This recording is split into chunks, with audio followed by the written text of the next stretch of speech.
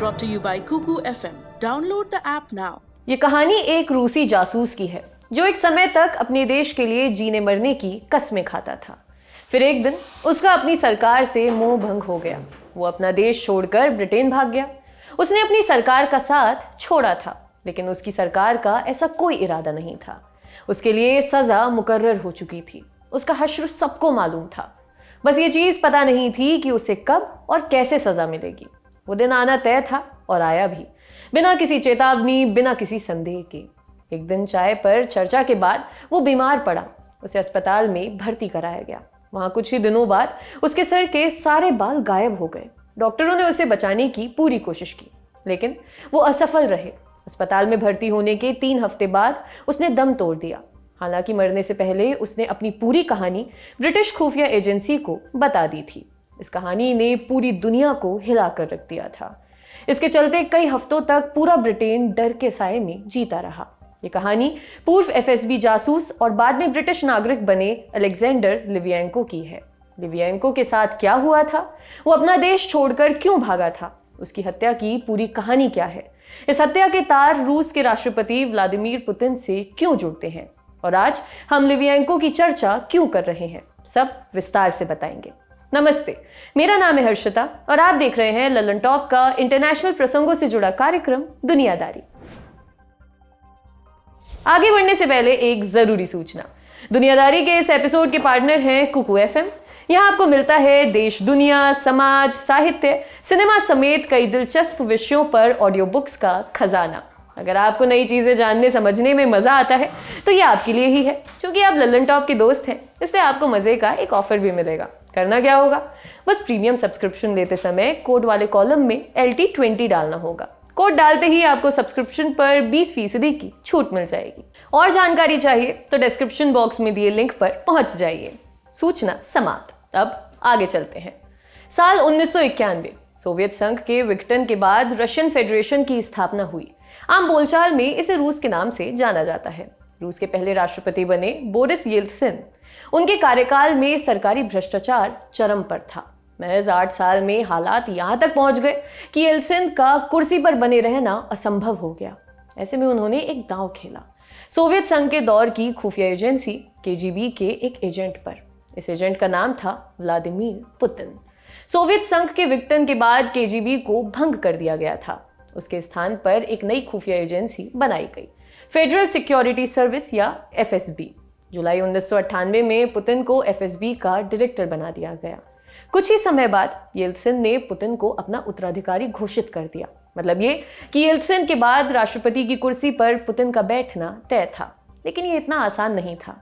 इसके लिए जनता के वोट की जरूरत थी और आम जनता के बीच येल्त्सिन की पकड़ बिल्कुल ढीली हो चुकी थी। उनकी अप्रूवल रेटिंग 2% तक पहुंच चुकी थी। ऐसे ही दौर में कुछ धमाके हुए और सिक्का पूरी तरह से पलट गया। सितंबर 1999 में 2 हफ्ते के अंतराल में राजधानी मॉस्को में 4 बम धमाके हुए। इन हमलों में 300 से अधिक लोग मारे गए, जबकि 1000 से अधिक लोग घायल हुए थे। इन बम धमाकों ने आम लोगों में दहशत भर दी थी। सरकार ने इस आपदा को अवसर में बदलने में पूरा जोर लगा दिया। उन्होंने लोगों के मन में भरी दहशत को भुनाना शुरू कर दिया। बिना किसी सबूत के इन बम धमाकों का दोष चेचेन विद्रोहों पर डाल दिया गया। पुतिन को चेचेन वॉर का मुखिया बना दिया गया। उन्होंने ये साबित करने में कोई कसर नहीं छोड़ी कि अगर कोई व्यक्ति इस दहशत से आज़ादी दिला सकता है तो वो मैं ही हूँ। पुतिन अपने एजेंडे में कामयाब रहे। जब मार्च 2000 में राष्ट्रपति पद का चुनाव हुआ, उन्हें चुनौती देने वाला कोई नहीं बचा था। पुतिन 53.4% वोट जीतकर रूस के राष्ट्रपति बन गए। यहाँ पर एक विरोधाभासी घटना का जिक्र जरूरी हो जाता है। सितंबर 1999 में मॉस्को के अपार्टमेंट्स में 4 बम धमाके हुए थे, लेकिन एक 5वां बम भी था जो फटा नहीं था। ये बम 22 सितंबर को मिला था, एक बिल्डिंग के बेसमेंट में। स्थानीय पुलिस अधिकारियों ने इस मामले में 3 लोगों को गिरफ्तार किया। आपको ये जानकर हैरानी होगी कि ये तीनों लोग चेचेन विद्रोही नहीं, बल्कि FSB के एजेंट थे। FSB के डायरेक्टर ने बयान दिया कि ये एक एंटी टेरर ड्रिल था। FSB ने दावा किया कि वहां विस्फोटक की जगह चीनी का पाउडर रखा हुआ था। इस कथित ड्रिल और अपार्टमेंट्स में हुए धमाकों की सच्चाई कभी बाहर नहीं आई। सच कहा जाए तो कभी बाहर आने नहीं दी गई। मार्च 2000 में इस संबंध में 2 मोशन रूस की संसद में पेश किए गए। लेकिन इन्हें रिजेक्ट कर दिया गया। फिर एक स्वतंत्र कमीशन ने जांच शुरू की। इससे पहले कि कोई सच बाहर आता, कमीशन से जुड़े मुख्य लोग रहस्यमयी परिस्थितियों में मरने लगे। कमीशन की जांच पीछे छूट गई। सितंबर 1999 के बम धमाकों पर एक किताब लिखी गई साल 2002 में। इस किताब का नाम था blowing up Russia, terror from within. इस किताब में बतौर लेखक 2 लोगों का नाम छपा था। इनमें से एक का नाम था अलेक्जेंडर लिवियेंको।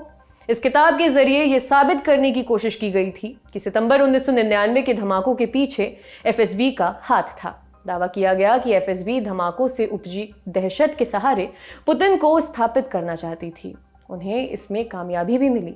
इस किताब को रूस में बैन कर दिया गया। हालांकि दुनिया की 2 दर्जन से अधिक भाषाओं में इसका अनुवाद हो चुका है। इस किताब के चलते लिवियेंको ने रूसी सरकार से दुश्मनी का दूसरा पड़ाव पार कर लिया था। पहला पड़ाव क्या था? लिवियेंको का जन्म 1962 में हुआ था। स्कूल के बाद उसने आर्मी ज्वाइन कर ली। 1988 में लिवियेंको केजीबी में शामिल हो गया। केजीबी के भंग होने के बाद लिवियेंको एफएसबी में आ गया। चतुराई और मेहनत के दम पर उसने अपनी पहचान कायम कर ली थी। 1997 में लिवियेंको को यूआरपीओ में शामिल कर लिया गया था। यह एफएसबी का टॉप सीक्रेट हिट स्क्वाड था। उसी कालखंड में बोरिस बेरोजोस्की नाम का एक उद्योगपति खूब चर्चा में था। बोरिस येल्त्सिन से उसकी करीबी बढ़ती जा रही थी। कहा जाता है कि बेरोजोस्की के कहने पर ही येल्त्सिन ने पुतिन को अपना उत्तराधिकारी बनाया था। शायद बेरोजोस्की को यह भ्रम था कि पुतिन कठपुतली की तरह उनके इशारे पर काम करेंगे, लेकिन यह भ्रम जल्दी ही टूटने वाला था। बेरोजोस्की ने क्रेमलिन में घुसते ही कई दुश्मन बना लिए थे। उन्हें मारने की कई साजिशें रची गईं। ऐसी ही एक साजिश में लिवियेंको को भी हिस्सा बनाया गया, लेकिन उसने बेरोजोस्की को मारने से मना कर दिया। कुछ समय बाद लिवियेंको ने सारा कच्चा चिट्ठा मीडिया के सामने खोल दिया। लिवियेंको के दावे में कितनी सच्चाई थी, ये कभी पता नहीं चल पाया। हालांकि मीडिया में आने का खामियाजा लिवियेंको को भुगतना पड़ा। मार्च 1999 में उसे पहली बार गिरफ्तार किया गया। 8 महीने बाद उसे रिहा किया गया। कुछ महीने बाद उसे दूसरे केस में जेल में बंद किया गया। इस बार भी उसे रिहाई मिल गई। सरकार उसके ऊपर तीसरा केस लादने की तैयारी करने लगी। लिवियेंको को पता चल चुका था कि उसके लिए रूस में बने रहना बहुत मुश्किल होने वाला है। उसने अपनी पत्नी और बेटे के साथ रूस को अलविदा कह दिया। लिवियेंको को ब्रिटेन में शरण मिली। उसने यहाँ ब्रिटिश खुफिया एजेंसी MI6 के साथ काम करना शुरू किया। लिवियेंको रूसी माफिया गैंग्स की पोल खोलने में MI6 की मदद कर रहे थे। ये गैंग पुतिन और उनके खास लोगों की शह से अपना कारोबार पूरे यूरोप में फैला रहे थे। इसके अलावा लिवियेंको ने पत्रकार और लेखक के तौर पर भी अपना काम जारी रखा। वो लगातार पुतिन की निरंकुशता पर सवाल उठा रहे थे। इसका नतीजा ये हुआ कि उनके दुश्मनों की संख्या लगातार बढ़ती चली गई। फिर आई 1 नवंबर 2006 की तारीख। इस दिन सेंट्रल लंदन के एक होटल में लिवियेंको 2 रूसी नागरिकों से मिले, आंद्रे लुगोवे और दमित्री कोवतुन। लिवियेंको ने पहले भी इनकी मदद ली थी, लेकिन उन्हें ये पता नहीं था कि ये लोग असल में डबल एजेंट की भूमिका निभा रहे थे। लिवियेंको ने उस दिन होटल में ग्रीन टी के 3-4 घूंट लिए। घर पहुंचते पहुंचते उनकी हालत बिगड़ने लगी थी। लिवियेंको को अस्पताल ले जाया गया। वहां उसके सिर के बाल गायब होने लगे। डॉक्टरों को यह अंदाजा तक नहीं था कि मरीज के साथ क्या हुआ है। कई दिनों तक जांच पड़ताल चलती रही। उधर मरीज की हालत खराब होती जा रही थी। 23 नवंबर 2006 को लिवियेंको की मौत हो गई। मौत के कुछ घंटे पहले ही पता चला कि उन्हें पोलोनियम 210 नाम का केमिकल दिया गया है। ये बेहद रिएक्टिव केमिकल था। जानकारों के अनुसार ये केमिकल सिर्फ और सिर्फ रूस में बनता था। इसका यूज न्यूक्लियर ट्रिगर के लिए किया जाता था और इसके इस्तेमाल के लिए राष्ट्रपति पुतिन की मंजूरी जरूरी थी। ये पता लगने के बाद अस्पताल में लिवियेंको के कमरे को सील कर दिया गया। इसके बाद स्कॉटलैंड यार्ड ने पूरे लंदन में जांच शुरू की। उन्होंने हर उस जगह पर रेडिएशन के स्तर को मापा जहां पर लुगोवे और कोवतुन गए थे।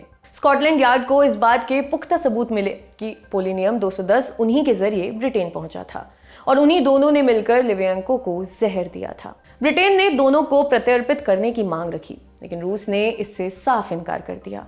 2015 में दमित्री कोवतुन वीडियो लिंक के सहारे जांच में हिस्सा लेने वाला था, लेकिन ऐन मौके पर उसने ऐसा करने से मना कर दिया। आंद्रे लुगोवे बाद में रूस की संसद का सदस्य बन गया। वो आज भी सांसद है और लिवियेंको की हत्या में अपना हाथ होने से इनकार करता है।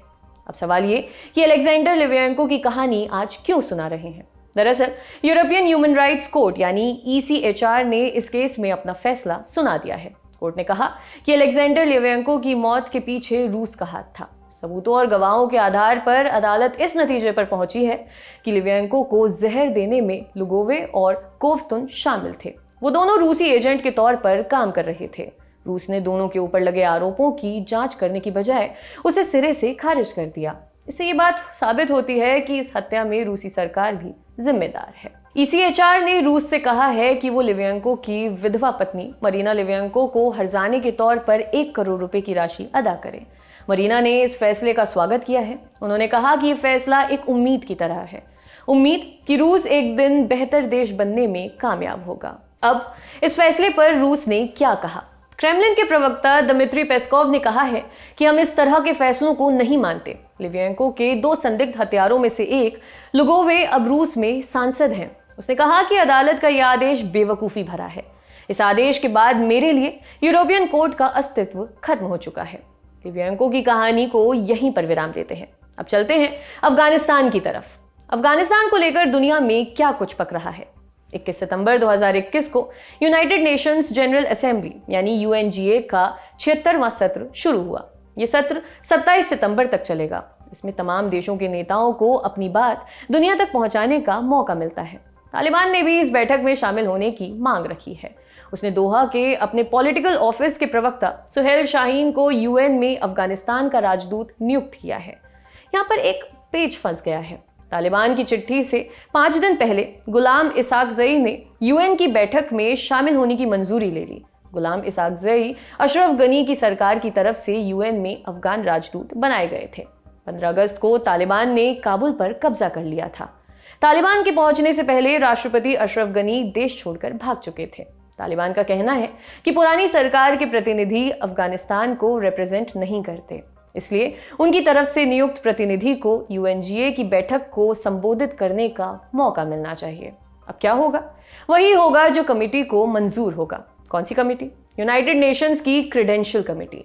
ये कमेटी तालिबान की चिट्ठी पर विचार विमर्श करेगी। फिर जाकर ये तय होगा कि तालिबान की तरफ से नियुक्त प्रतिनिधि को UN जनरल असेंबली में बोलने दिया जाए या नहीं। इस कमेटी में कुल 9 मेंबर हैं। इसमें अमेरिका, चीन और रूस भी शामिल हैं।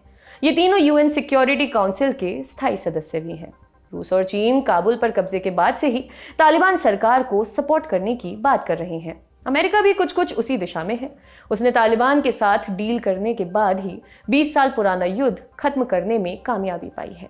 जानकारों का कहना है कि अमेरिका भी तालिबान की मांग पर सहमति जता सकता है। लेकिन इतने से बात नहीं बनने वाली। क्रेडेंशियल्स कमेटी के बाकी 6 सदस्य हैं Bahamas, Bhutan, Chile, Namibia, Sierra Leone और स्वीडन। कमेटी की बैठक में इन देशों की राय भी अहम होने वाली है। पिछली बार तालिबान ने 1996 से 2001 तक अफगानिस्तान में सरकार चलाई थी। उस वक्त भी तालिबान ने UN जनरल असेंबली को चिट्ठी लिखी थी, लेकिन UN ने तालिबान सरकार को मान्यता देने से इनकार कर दिया था। उसके बदले बुरहानुद्दीन रब्बानी के नेतृत्व वाली अपदस्थ सरकार के प्रतिनिधि UN की बैठकों में हिस्सा लेते थे। अब एक सवाल ये भी आता है कि इस बार क्या होगा। फिलहाल जनरल असेंबली ने गुलाम इसाकज़ई और तालिबान दोनों की चिट्ठी कमेटी के पास भेज दी है। मीडिया रिपोर्ट्स के अनुसार 27 सितंबर से पहले इस कमेटी की बैठक होने की कोई संभावना नहीं है। उसी दिन UNGA का सत्र समाप्त होना है और उसी दिन अफगानिस्तान के बोलने की बारी है।